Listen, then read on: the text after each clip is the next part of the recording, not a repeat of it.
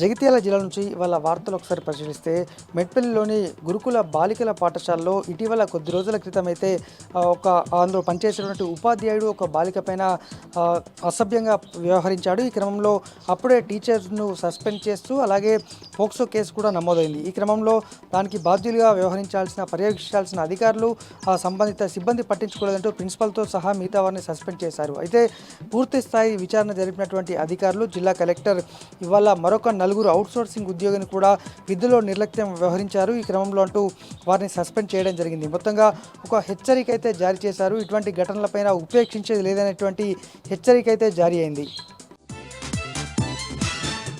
మరొక వార్త, కొండగట్టు ఆంజనేయ స్వామి క్షేత్రంలో భక్తులు పోటెత్తారు. ఇవాళ మంగళవారం కావడం అలాగే ఇటు స్కూళ్ళు కూడా ప్రారంభం కానుండడంతో పెద్ద సంఖ్యలో కూడా దైవ దర్శనానికి పెద్ద సంఖ్యలో కూడా భక్తులైతే హాజరవుతున్నారు. ఈ క్రమంలో కొండగట్టు పరిసరాలు కొండగట్టు ప్రాంతమంతా కూడా భక్తులతో కిటకిటలాడుతుంది. ఈ క్రమంలో దైవ దర్శనానికి దాదాపు 2 నుంచి 3 గంటల సమయం అయితే పట్టింది. మొత్తానికైతే అధికారులు ఏర్పాట్లు చేసినప్పటికీ కూడా ఇక భక్తులైతే పెద్ద సంఖ్యలో ఇవాళ రేపు కూడా తరలి వచ్చేటువంటి అవకాశం అయితే ఉంది.